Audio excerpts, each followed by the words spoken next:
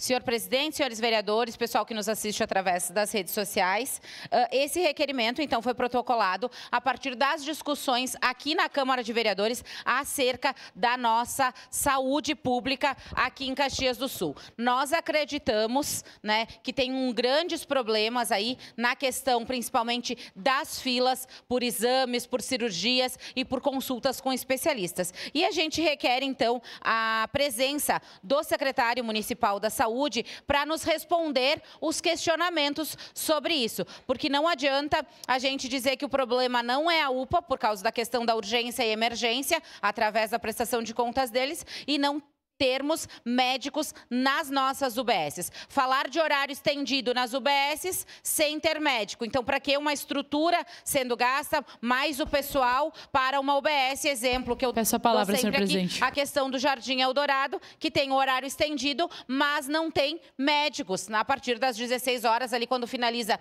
aquelas fichas, né, distribuídas ainda pela manhã, já não tem médicos após esse horário. E a UBS fica aberta até às 21 horas. Então, a gente requer esclarecimentos sobre isso, o que está sendo feito, daqui a pouco, por que o município não se inscreveu na questão do mais especialidades, mais especialistas do governo federal e tantas outras coisas, o que vem sendo feito do município em relação à saúde e não simplesmente as explicações que é dado na mídia, a gente investe 27%. A gente sabe que o investimento é algo bom, porém a gente está falando da atenção primária, que não está sendo verificado pela administração e a gente não vê alternativas aí, a não ser o secretário vindo aqui e prestando esclarecimentos. Então, claro, além dessas perguntas elencadas aqui no nosso requerimento, a gente consegue, com a convocação dele, também fazer questionamentos a respeito da saúde. Então, é para isso o nosso requerimento e a gente pede a aprovação de todos os vereadores por entender que a saúde pública é prioridade no nosso município.